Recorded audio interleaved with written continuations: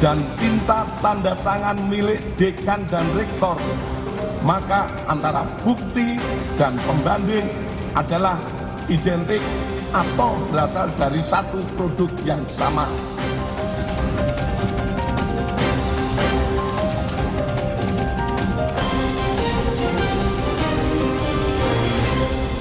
Pada hari ini, tanggal 3 Juli 2025 itu ditunda dan akan dilaksanakan pada tanggal 9 Juli 2025 bertempat di ruangan Karowasidik Reskrim Polri. Menurut Kepala Biro Penerangan Masyarakat Karopenmas Divisi Humas Polri, Brigjen Trunoyodo Wisno Andiko, gelar perkara khusus ditunda karena tim pembela ulama dan aktivis meminta penjadwalan ulang. TPUA meminta ada pihak tertentu yang dilibatkan dalam gelar perkara khusus. Seperti kami kutip dari Kompas.com, Brigjen Trunoyodo bilang, dalam hal ini TPUA tanggal 2 Juli kemarin 2025 membuat surat perihal permohonan nama-nama untuk dilibatkan dalam gelar perkara khusus yang memohon penjadwalan ulang gelar perkara khusus sampai mereka mendapatkan kepastian atas nama-nama yang dilibatkan dalam proses gelar perkara khusus dimaksud. TPUA bersikeras meminta agar sejumlah ahli independen dari pihaknya turut dihadirkan dalam gelar perkara khusus untuk menjaga transparansi penyelidikan. Namun menjadi catatan kami bahwa undangan itu hanya ditujukan kepada pribadi Saudara Egy Sujana. Pada permohonannya sudah jelas, kami mengajukan permohonan, di situ ada Bang Rizal Fadila, ada Bang Azamkan, juga ada ahli-ahli yang kami harapkan ikut meneliti dokumen yang selama ini diperiksa oleh Bareskrim, yakni Dr. Roy Suryo dan Dr. Rismon Hasiholan. Termasuk kami karena itu dampaknya bisa kepada klien kami, tim hukum dari tim advokasi ini juga berkepentingan untuk bisa hadir untuk menjamin proses dan prosedur dalam gelar perkara khusus itu bersifat transparan, kredibel, dan akuntabel. Persoalan dugaan ijazah palsu Jokowi kini menyeret Roy Suryo CS ke ranah hukum karena mereka dianggap mencemarkan nama baik Presiden ke-7 RI Joko Widodo. Saudara RS terjadwal akan diambil keterangan dalam rangka klarifikasi di tahap penyelidikan itu hari ini. Saat ini penyelidik masih menunggu apakah hadir atau tidak. Kalau yang kemarin ada 4 saksi yang diundang. Kemarin itu saudara ES, kemudian K, kemudian DH, sama RF, itu kemarin. Itu tidak ada yang hadir. Gelar perkara khusus diinisiasi tim pembela ulama dan aktivis usai Bareskrim Polri mengumumkan hasil uji lapor ijazah Jokowi. Kala itu Bareskrim mengumumkan jika ijazah S1 Jokowi identik dan sekaligus menutup perkara ijazah karena tak ditemukan adanya unsur pidana. Tim Liputan Kompas TV.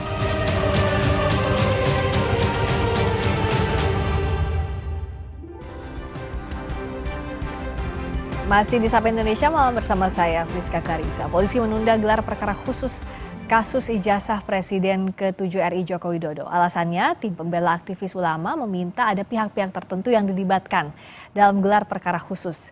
Siapa saja nama-nama yang akan dilibatkan dan gelar perkara khusus ini kita bahas bersama dengan Rismon Sianipar, pihak yang meragukan keaslian ijazah Jokowi, dan juga sudah bergabung kuasa hukum Presiden ke-7 RI Joko Widodo, Rifai Kusuma Negara selaku terlapor. Selamat malam. Malam Mbak, malam pemirsa. Juga Bang Rismon. Malam Bang Rismon. Selamat malam. Jadi kalau Bang Rismon ini akan ikut gelar perkara khusus atau gimana informasi dengan koordinasi kawan-kawan TPUA? Iya Mbak, masalah gelar perkara khusus ini diundur juga kami masih bingung ya, karena pemberitahuannya sangat mendadak. Kalau tidak salah lewat WA dari seorang penyidik yang menyidik Pak Rizal Fadila, ya. Jadi meminta diundur ya dari Bareskrim menjadi tanggal 9 Juli, hari Rabu kalau nggak salah, 9 Juli 2025. Alasannya juga kami belum tahu alasan tepatnya. Oleh karena itu tadi pagi Pak Rizal Fadila mendapatkan surat resmi tentang pengunduran itu, pengunduran gelar perkara khusus, namun tidak ada alasan eksplisit pada surat tersebut. Oleh karena itu tadi pagi saya datang bersama dengan wartawan, ya wartawan Sentana, Pak Mikael Sinaga dan Pak Janes Siahaan, untuk mendapatkan informasi resmi dari Divisi Humas Polri. Tetapi ternyata setelah kami menunggu 2 jam di sana, bahwa apa yang kami dapatkan adalah tidak ada dari pejabat tersebut yang memiliki informasi dari Bareskrim mengapa alasan pengunduran tersebut dilakukan, begitu, Mbak. Oke, tapi next-nya Bang Rismon akan datang. Sudah dapat surat panggilan setelah penundaan ini, artinya pekan depan akan datang ke Bareskrim? Mengenai di Polda Metro Jaya, Mbak. Oh, di Polda Metro Jaya belum ada panggilan lagi? Polda Metro Jaya kemarin harusnya kami dimintai diundang klarifikasi, tetapi berdasarkan advice, ya, nasihat dari tim hukum kami, untuk sementara kami tidak datang dulu.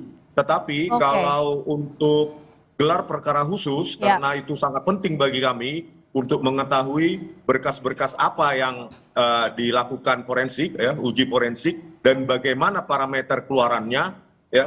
Jadi kami sangat berkepentingan untuk menghadiri gelar perkara khusus di Mabes Polri, ya, di Bareskrim, tanggal 9 Juli 2025 nanti. Oke, gitu, jadi Mbak. 9 Juli pasti akan datang ya untuk gelar perkara khusus karena punya kepentingan yang ditegaskan itu, Bung Rismon. Nah, saya ke Bung Rifai. Dengan gelar perkara khusus ini pihak Anda melihat urgensinya sejauh mana untuk kembali menguji ijazah Pak Jokowi yang sudah ditetapkan juga oleh Puslapfor bahwa itu asli? Ya. Atau identik ya bahasa? Pertama, kami dari tim penasihat hukum Pak Jokowi sejak awal melihat tidak ada urgensi yang melakukan gelar perkara khusus. Kenapa? Kenapa? Karena dari evidence yang sudah diperoleh dalam penyelidikan ini, baik pernyataan UGM ya, sebagai lembaga penerbit dan juga hasil Puslapfor itu tidak bisa dibantah. Belum ada bukti kuat yang bisa membantah itu. 2 direct evidence. Pertama pernyataan dari penerbit ijazah. Karena ini memang putusan MK maupun sistem perundang-undangan Sisdiknas menyatakan pihak yang bisa mengeluarkan ijazah termasuk juga menyatakan kelulusan hanyalah Kepersatuan Pendidikan, dalam hal ini UGM. Ya. Lalu kedua, Puslapfor juga dengan seluruh ahlinya sudah melakukan uji analog dan hasilnya adalah identik. 2 direct evidence ini belum bisa dipatahkan. Ya. Sehingga menurut kami memang hasil di final dan tidak perlu lagi dilakukan gelar perkara khusus. Bahwa misalnya selama ini pelapor ya komplain ingin melihat langsung bukti-bukti yang diperoleh, monggo-monggo saja. Menurut saya penyidik juga harus transparan, ya. Tapi saya pikir kan tidak perlu dengan gelar perkara khusus. Cukup dipanggil, ini alat bukti kami, perlihatkan. Ya, kami pun sering dalam posisi pelapor, biasanya cukup dipanggil oleh penyidik, diperlihatkan, selesai. Nah, sementara kalau gelar perkara khusus itu judulnya berbeda. Kenapa? Ya, di Perkapolri itu gelar perkara khusus itu adalah untuk menguji adanya keberatan, ya, dari pelapor dalam hal penyelidikan dihentikan. Sementara kami melihat belum ada dasar untuk itu, gitu ya. Jadi apa yang dilakukan ini seolah-olah menurut saya di luar tujuan yang sebenarnya menurut Perkapolri. Ya. Apalagi kami agak kecewa karena awalnya kami juga sudah mendapatkan panggilan, tahu-tahu ditunda, Mbak. Dan ditundanya ini hanya gara-gara TPU ingin melibatkan pihak-pihak lain. Oke. Saya melihat kok begitu, gitu ya. Padahal pihak Anda udah siap untuk datang. Bukan soal itu, Mbak. Menurut saya kalau mau melibatkan pihak lain itu harus inisiatif dari penyidik. Bukan atas permintaan pelapor. Penegak hukum itu nggak bisa didikte oleh pelapor, Mbak. Kalau di seolah-olah sekarang kan didikte, gitu ya. Oke. Minta dihadirkan ini, apalagi pihak-pihak lain itu sudah jelas, Mbak, di Perkapolri dalam gelar perkara itu yang boleh hadir hanyalah pelapor dan terlapor. Tidak ada pihak lain. Oke. Sementara tadi saya dengar statement dari Karohumas akan mengikuti permintaan pelapor, mengundang DPR, mengundang Komnas HAM. Kami menghormati lembaga-lembaga itu. Tapi kalau bicara Perkapolri, yang bisa hadir itu hanya pelapor dan terlapor. Termasuk 2 ahli, mohon maaf nih Bang Rismon dan Bang Roy, ya. Kami juga dalam pendapat kami menolak kehadiran mereka. Ya. Karena apa? Di dalam hukum acara pidana, kita rujukannya harus hukum, ya, karena proses hukum. Tidak pernah dikenal adanya ahli yang dihadirkan oleh pelapor. Pelapor itu hanya dua. Saksi ahli itu hanya dua. Saksi ahli yang diajukan oleh penyidik, kedua saksi ahli yang diajukan oleh tersangka. Baik. Nah, saya tanyakan ke Bung Risman, ada keberatan dari pihaknya Bung Rifai kalau dihadirkan pihak lain ahli dalam proses ini? Iya, tentu ya pihak dari Pak Jokowi memiliki keberatannya sendiri ya, tetapi kami tidak ya. Karena begini, ya dari banyak fakta yang kami temukan di lapangan mengenai bantahan dari Pak Kasmujo, dari mulut Pak Kasmujo sendiri membantah bahwa beliau bukan pembimbing skripsi maupun pembimbing akademik. Jadi pertanyaannya, seseorang lulus itu dibimbing secara akademik itu kan sebuah keharusan. Jadi siapakah yang membimbing secara akademik itu Pak Joko Widodo? Nah ini juga belum terjawab apakah ada dokumen tersebut dipegang oleh Barreskrim. Kemudian nilai-nilai MKDU, mata kuliah dasar umum seperti statistik, fisika, matematika, itu nilainya D dari transkrip nilai yang ditampilkan oleh Barreskrim. Kalau di UGM ya nilai-nilai MKDU itu nilai D, maka dia hanya dimungkinkan untuk disuruh mengulang oleh dosen pembimbing akademiknya, atau memang drop out. Kemudian kejanggalan lain adalah di mana Pak Jokowi itu terdaftar sejak awal dengan tingkat studi SM atau sarjana muda. Bagaimana mungkin Pak Jokowi bisa mendapatkan gelar sarjana penuh dari Kehutanan UGM? Harusnya kan jenjang sarjana muda dulu, BSc ya, dapat sertifikat atau ijazah sarjana muda dengan gelar BSc baru melanjutkan ke sarjana penuh. Hal-hal seperti ini banyak sekali. Belum juga nanti tentang bagaimana keterangan Dirtipidum yang menjelaskan bahwa tidak ada proses forensik ketika menyimpulkan bahwa lembar pengesahan skripsi Pak Joko Widodo itu produk dari handpress atau letterpress hanya dengan diraba, dengan cekungan. Dan ketika saya datang ke Fakultas Kehutanan UGM, kejanggalan lain juga kami terima, kami dapatkan di mana skripsi tahun 1985 sampai awal 90-an, sebelum versi Windows 31 itu rilis ya, itu tidak ada di perpustakaan Fakultas Kehutanan UGM. Gitu loh. Katanya diamankan oleh dekanat atau rektorat atau Barreskrim, kami tidak tahu. Jadi skripsi itu sebagai bahan perbandingan yang seharusnya itu ada. Kalau disita kan paling 10 skripsi. Ini ada ratusan. Anggap saja 60 skripsi yang lulus tahun 85 sampai 90, itu 6 sampai 7 tahun. Itu ada 400 sampai 500 skripsi. Kemana itu? Supaya kita bisa bandingkan teknologi ya yang dipakai pada lembar-lembar pengesahan skripsi pada zaman itu, di era itu, yang kami analisa ya kalau tidak menggunakan mesin ketik manual ya, mesin ketik elektrik, atau yang menggunakan komputer IBM XT dengan teknologi printer yang masih dot matrix. Hal-hal seperti ini ya, kejanggalan ini ya menuntut kami untuk supaya Barreskrim menggelar perkara khusus kalau bisa dihadirkan oleh banyak ahli, independen maupun kedua belah pihak, dan kemudian ya diliput oleh media. Jadi dasarnya ada kejanggalan tadi ya, termasuk transkrip, skripsi, lalu soal pembimbing. Bung Rifai, bisakah dibuktikan sebaliknya, ataukah perlu dibuktikan sebaliknya? Jadi begini ya, ini harus dibedakan Mbak, antara ijazah palsu dengan ijazah yang seolah-olah diterbitkan tidak memenuhi persyaratan. Ini dua hal yang berbeda. Kalau palsu, ijazah itu tidak pernah diterbitkan atau dipalsukan, dibuat secara palsu. Tapi kalau ini yang dipersoalkan seolah-olah ijazah asli, tapi seolah-olah persyaratannya tidak memenuhi. Desa KKN, skripsi, ya itu semua. Pertama itu semua juga masih perlu diuji kebenarannya. Tapi kedua, kalaupun itu mau dipersoalkan, itu bukan ranah pidana. Itu diujinya peradilan tun. Apakah keputusan ini dikeluarkan secara tepat setelah memenuhi segala persyaratan? Itu ranah peradilan tun, bukan pidana. Kalau kepalsuan baru pidana. Nah, saya mau tambahkan sedikit kenapa kami menolak Pak Roy dan Pak Rismon. Pertama, kami melihat ya mereka ini tidak memiliki, satu ya, ini hukum acara. Boleh tanya semua penegak hukum, jaksa, hakim atau polisi sekalipun ya. Di dalam KUHP itu hanya dikenal ahli yang dihadirkan oleh penyidik sendiri, kedua ahli yang dihadirkan oleh tersangka. Ya, pelapor itu tidak ada ruangnya untuk bisa membawa ahli sendiri ujuk-ujuk dalam sebuah forum penyidikan. Itu sudah hukumnya seperti itu. Jadi menjadi lucu ya. Ada pelapor membawa ahli. Satu, kedua, kami melihat, mohon maaf, kedua orang ini juga tidak memiliki kompetensi untuk melakukan forensik analog ya. Karena lagi-lagi ijazah ini adalah analog ya. Kalau ahli forensik yang betul-betul menguasai tentang pengujian forensik dengan ilmu yang konvensional masih mungkin. Mereka kan mengklaim diri seolah-olah lebih ke digital. Ya sekalipun juga kami masih menyaksikan ya apakah misalnya Pak Roy itu betul-betul memiliki kemampuan di situ karena pendidikannya juga tidak linear ya. Pak Rismon juga ya mohon maaf Pak masih dipersoalkan tentang S2 S3-nya ya. Tapi terlepas dari itu kami melihat objek ini analog loh. Jadi kalau mau didatangkan analog pasti logis ya. Ketiga kami melihat dua hal ini selama ini sudah terlihat semua orang tahu ya, sudah memberikan pendapat-pendapat yang subjektif ya, bahkan agak sedikit berbau politis gitu ya. Ada kata mau mengasingkan Pak Jokowi lah gitu ya.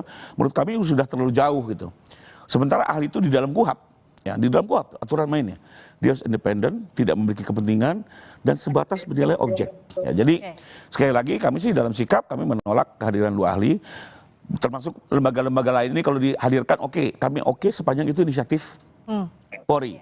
Tapi kalau seolah didikte oleh TPU kami keberatan. Nah jadi kan berikutnya kalau secara teknisnya tadi masing-masing Bung Rifai maupun Bung Rismon punya pendapat masing-masing, nggak mungkin sejalan dong. Itulah nanti yang akan diuji di depan penyidik. Tapi untuk gelar perkara khusus pekan depan, tadi Bung Rifai bilang bahwa menolak kehadiran ahli, termasuk Bung Rismon, Bung Roy CS. Nah, apa tanggapan Anda? Apakah Anda tetap akan hadir dan merasa punya standing point untuk hadir pada gelar perkara khusus nanti, Bung Rismon? Sebenarnya kan dalam tanda kutip kegaduhan ini seperti saya katakan ini kan berawal dari Pak Jokowi sendiri yang tidak mau menunjukkan. Ya ini kan satu-satunya presiden atau mantan presiden di dunia ya dengan alasan apapun ya itu tidak mau menunjukkan ijazahnya gitu loh. Padahal beliau sekarang sudah dapat pensiun 30 juta, dapat Alphard, dapat rumah dan tanah 12.000 meter dari rakyat. Ya sudah tunjukkan saja. Kalau Pak Rifai ya mempertanyakan ijazah kami, ya ayo kita ke Solo bersama-sama dengan Pak Jokowi. Saya nggak presiden, berani saya tunjukkan mulai dari SD sampai seterusnya, gitu loh. Saya nggak presiden, ayo presiden berani menunjukkan yang sesungguhnya. Tidak usah bertele-tele, ayo tunjukkan gitu loh Pak Rifai. Ya Anda sebagai pengacara harusnya ya kalau bisa memberikan advice, ya ayo Pak tunjukkan. Begitu. Ayo sama-sama dengan mereka. Saya akan datang ke Solo ke rumah Pak Jokowi bersama-sama. Begitu. Bung Rifai, jawab. Ya, kembali lagi kalau buat kami ini statement-statement politis yang seperti ini ya. Karena kalau kami kacamata hukum, Bang Rismon saya profesional. Semua kajian-kajian kami secara hukum. Seperti tadi, kami menolak kehadiran Anda karena bicara hukum acara seperti itu. Nothing personal ya. Nah, bahwa soal kompetensinya apakah Bang Rismon dan Pak Roy ini memang menguasai forensik analog, konvensional, saya yakin juga kedua ini menyatakan tidak gitu. Jadi kembali lagi, soal menunjukkan tidak menunjukkan ijazah, pendapat kami tetap kami mendasarkan pada Undang-Undang Perlindungan Data Pribadi, ya, karena ini merupakan hasil evaluasi intelektual. Kedua, kepada Undang-Undang Keterbukaan Informasi Publik, pasal 17 dan 19, sehingga kami dalam pendapat tidak perlu menunjukkan kepada orang-orang yang tidak memiliki urgensi, namun dalam proses hukum kami siap menunjukkan kepada siapapun, baik tentunya penegak hukum ya, polisi, jaksa ataupun hakim. Jadi ini bukan soal kita seperti anak kecil, ayo tunjukkan, nggak begitu ya. Ini saya duduknya adalah murni yuridis. Karena menurut kami kalau sudah gonjang-ganjing seperti ini, cara penyelesaian adalah dengan cara hukum, karena kita negara hukum. Biar jelas, ada kepastian Mbak. Ada kepastian hukum, tapi episodenya nampaknya masih panjang, baik itu di Barreskrim Polri maupun di Polda Metro Jaya. Kita tunggu yang paling dekat gelar perkara khusus pada pekan depan 9 Juli mendatang. Siapa-siapa saja yang akan hadir dan akan seperti apa nanti jalannya penyajian pembuktian di sana. Terima kasih Bung Rismon Siani, terima kasih juga sama-sama, makasih Bang Rismon hadir. Selamat malam. Berikutnya, saudara kami kembali dengan sorotan lainnya. DPR belum memproses surat usulan pemakzulan Wapres Gibran Rakabuming Raka. Apa penyebabnya? Ulasannya usai jeda berikut ini bersama rekan saya Radhi Saputro di Sapa Indonesia Malam.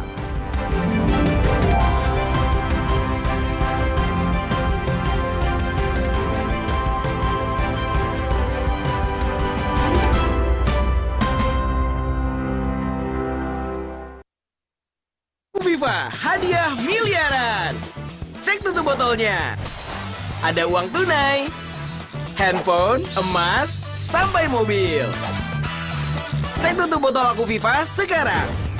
Dari Wingsuit, Aku Viva.